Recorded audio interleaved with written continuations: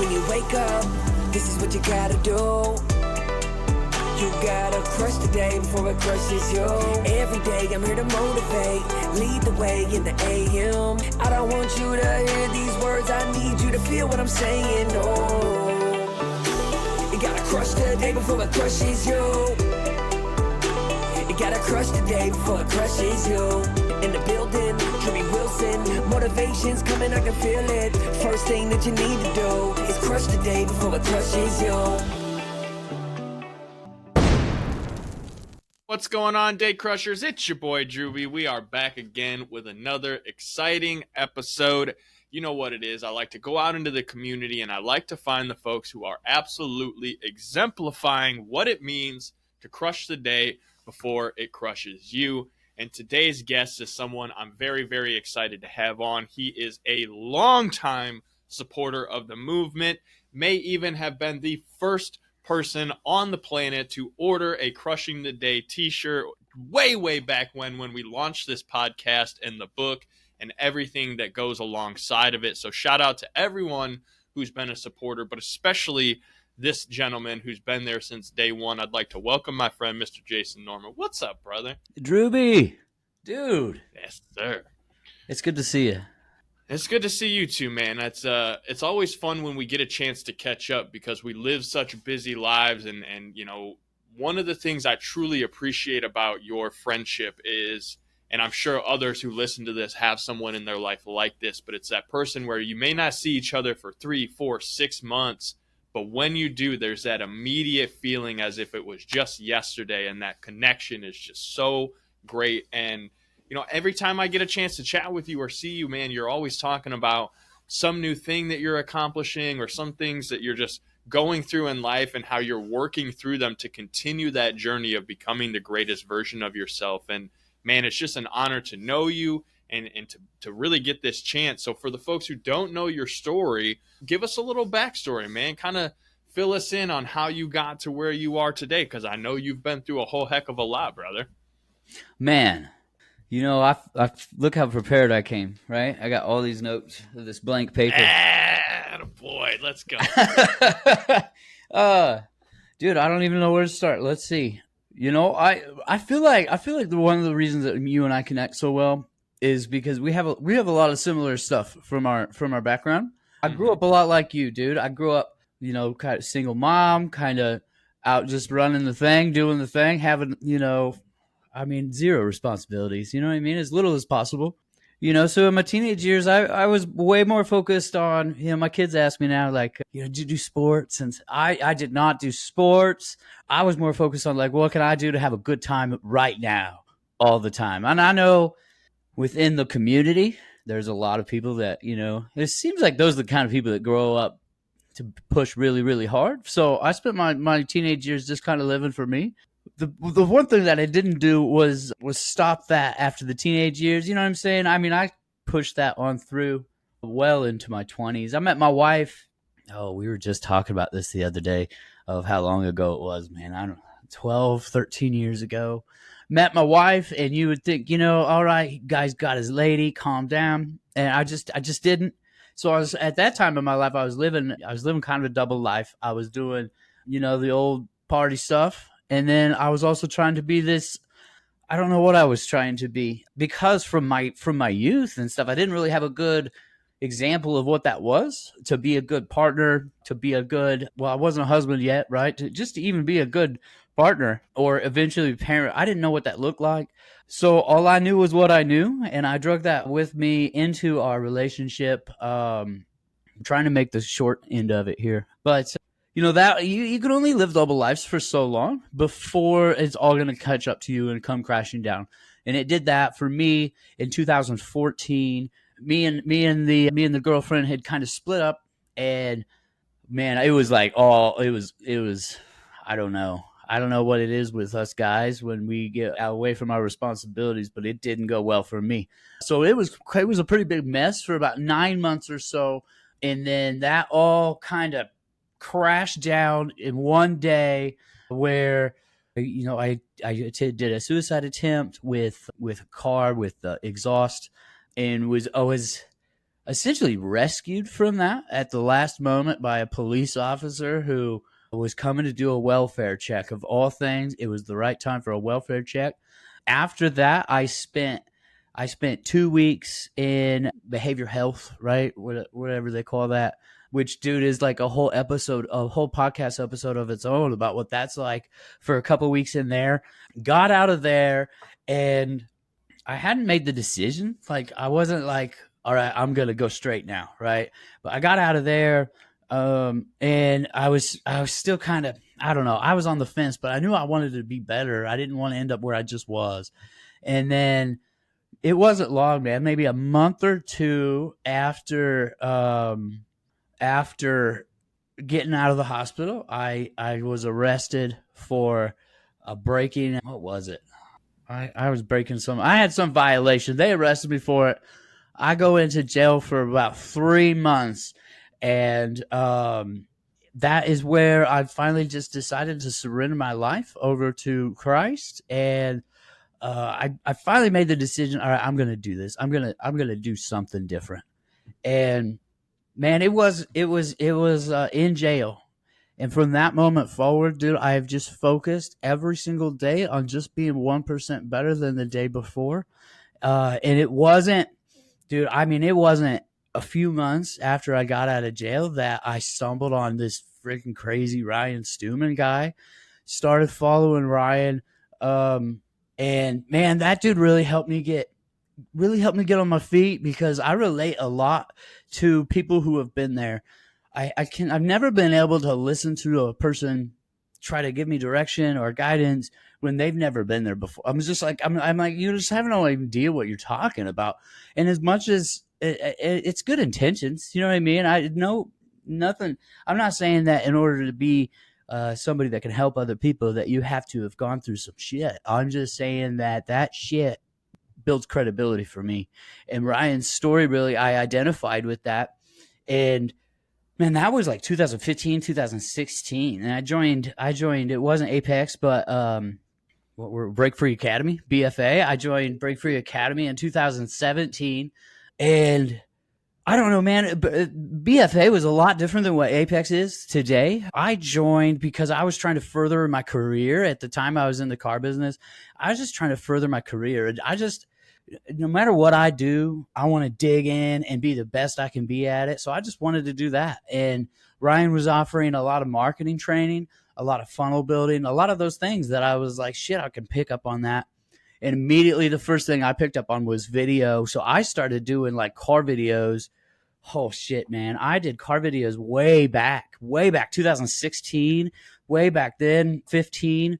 To the point, like way back when no one else was really doing that stuff, you know. And I bagged on a lot for it. I took a lot of shit for that. And look where the world is today. I remember back then when Ryan was talking about how most of the world would be moving to video, like no matter what it was. And here we are, you and me talking together. You know what I mean? So dude was ahead of himself, and which in turn helped me.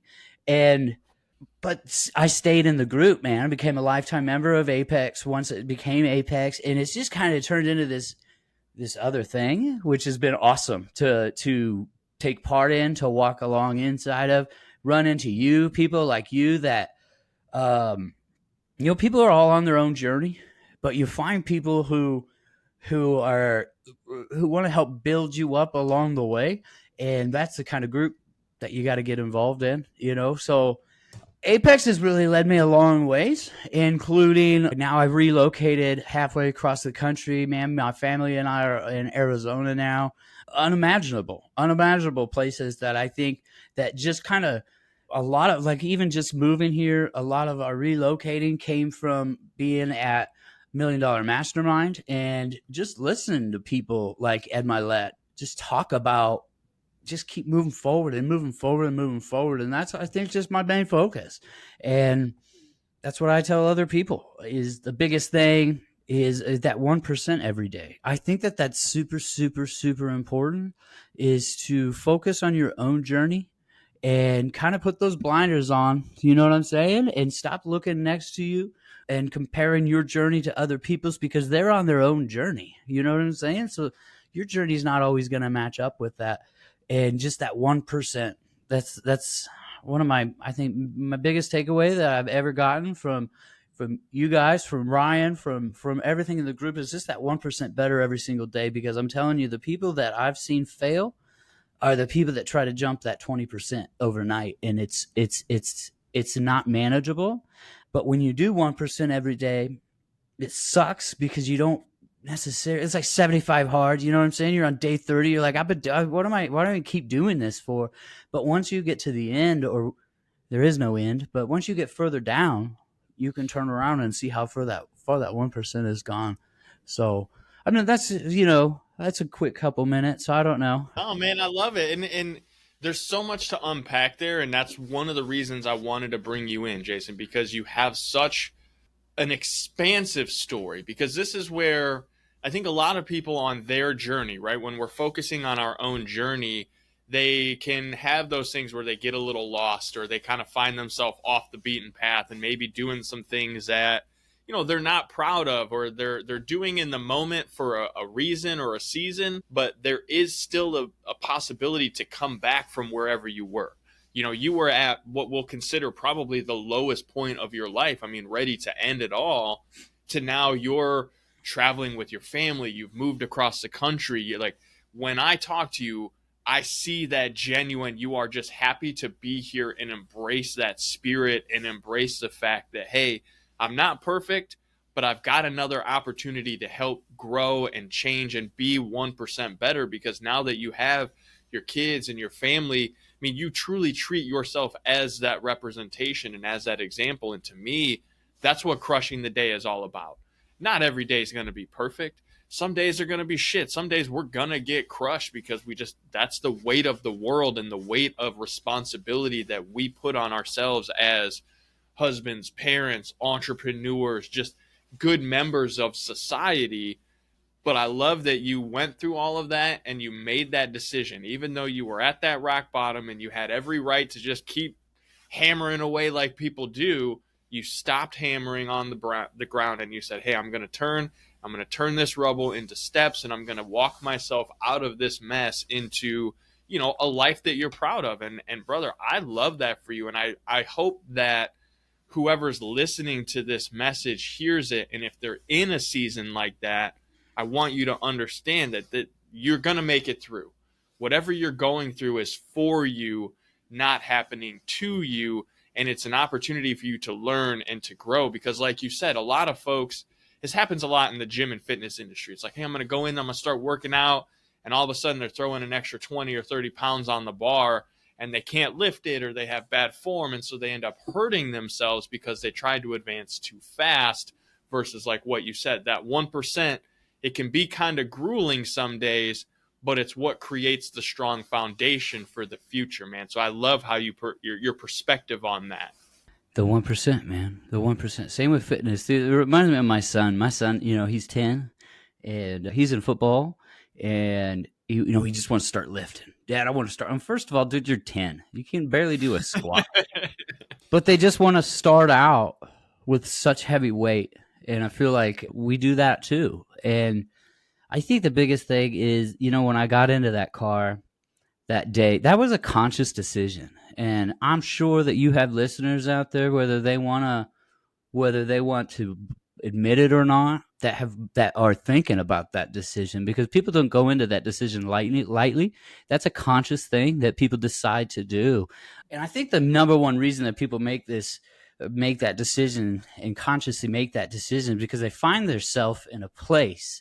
And I've had so many friends that have done this act, you know what I'm saying? But they find themselves in a place that they just don't feel like they can find redemption. And I think a lot of that is our fault as society, as people who I know you're the meme lord, so if you've posted anything like this, I'm not calling you out directly, but when people post things like nobody cares, keep grinding, I just completely disagree with that, because people do care. And when you tell that to people who put themselves into this corner and this place where they feel like they can't find redemption, you're not really leaving them much of a choice. The message should be from people who have made their way out of it, or from people who aren't very far from it, but are feeling like they can give this message. The message should be that people do care, but you still have to keep grinding. Like you still have to keep grinding. Like, one of my, even though I'm a suicide survivor, I've survived an attempt. At that moment, I feel like I kind of was ready to quit and give up. But since that moment, like, that's my biggest skill, man, is that you're not going to get me to quit. You're not going to outwork me. You're not going to outlast me, because I am not one of those bright, burning stars, dude. I am just trying to go steady and focus on my own thing and just keep going, but you're not going to outlast me. So people just need to know that there is a path to redemption, that no matter what it is that you've done. I mean, because like I said, that was a brush of the surface of all the bullshit. And here I am. You know what I'm saying? A person who got into a car thinking that there was no redemption for the bullshit that I have done, thinking that there was no path forward to being anything better than I was, and I didn't like who I was. So if I couldn't get any better than that, then what's the point? You know what I mean? But for me, it was just 1% every day. And what can't go unnoticed is my spouse, my wife, Megan, who I feel like, man, like, everyone needs that person that is like, you know what, no matter what happens, we can sleep. If you're going to be sleeping in a ditch, I'm going to sleep next to you. And that's what she was to me. And that's what I think, that people who have made their way out of it, and instead of saying no one cares, work harder, be that person be that person in someone's life that says, dude, look, no matter what happens, like, I'm going to be here. And that doesn't mean you have to enable them. You know what I'm saying? It's not like she accepted the things that I was doing. She was just, as long as you're committed to this 1% every day, then I'm right here with you. And we can fail and we can fall together, but we keep this thing going. And if you don't have that in your life, my gosh, just understand how important it is. How important it is to meet people, find connections, and not go through life alone. And if you find yourself alone, then you're in a super dangerous place. You're like a sheep away from the pack, and you need to find a pack and find some people. And I mean, if you're listening to this podcast, then you probably know some people, so stop suffering alone and reach out to them. Man, that's it right there. Well, I'm going to tell my team we need to make sure we cut that section right there, because that is the thing, man. I speak with so many alpha mentalities, and it isn't just males, it's men and women who have this alpha mentality that they have a hard time admitting vulnerability.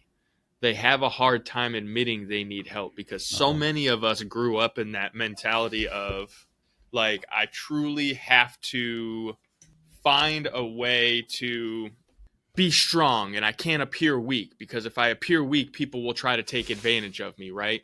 And that's the thing that I really appreciate about your message here, is that if you're feeling alone, you're not alone, first of all. But if you're feeling that way, it's a good indication that you probably should be reaching out to someone in your circle and just telling them what's going on. You don't got to be a complainer and you don't got to play the victim, but just, like, share some of your story, have a conversation with someone, because you never know when, things go dark quickly. And it's nice to know that there's someone in your community that will be a light for you and help bring you back and get you next to the campfire. And Jason, I know that you're one of those people for me, man. I know at any given time, if I'm struggling, I can holler at you and you'll be there to lift me up and support. And so I'm truly grateful to know that you're an individual that's out there shining a light, not just on me, man, because I know you have a whole community of people. So I really wanted you to know how much I appreciate, and I want the listener to know, if you're here and you're hearing this, you're not alone. There is someone that will, chat with you. Reach out to me, Jason, anyone that is on these, calls. We're happy to have these conversations, because it can be tough. And we want you to know that there's someone there to support you and be there. So Jason, man, with that, I know we've touched a lot of topics that are really important today. And I don't want to leave this thing without really making a big impact on people. So first, I want to thank you for taking the time to be here. It means the world that you would, be here and share your story and be vulnerable. Before we get out of here, I always like to ask this. You've been a great example of crushing the day. You've left some amazing words of wisdom and tactical things for people to do. But if you can give that person that's listening just one piece of advice on how to go out and make sure they crush their day every day, what would it be? My favorite piece of advice in the whole world is own your shit. I just, I talk about that moment of moving forward and moving that 1% daily. But I think before you do that, the first step is to just own your shit. If there's shit out there in your life, mine all came to light after, the hospital incident and the jail. Like, it was so public, it was embarrassing. And then, bro, the viral video, all that stuff's so public. And if you can't own that, then you're gonna take it with you. And you're that 1% every day, bro. It's gonna be like a tractor pull. Us Midwesterners, right? Yeah. You're gonna go and go, and it's gonna get heavier and heavier and heavier and heavier. But you gotta own that shit at the beginning and just drop it off. And what was beautiful for me was that when I did that, when I owned it, and I set it all out there, and it was all out there for the public to see, whatever, judge it, I don't care, because I can't carry it anymore. It really highlighted to me the people that were seriously in my corner, because they were like, oh, that baggage right there, whatever, bro, we're going this way. Versus people that I thought were in my corner that saw that baggage and wanted to, instead of help me move forward from it, just keep me in it.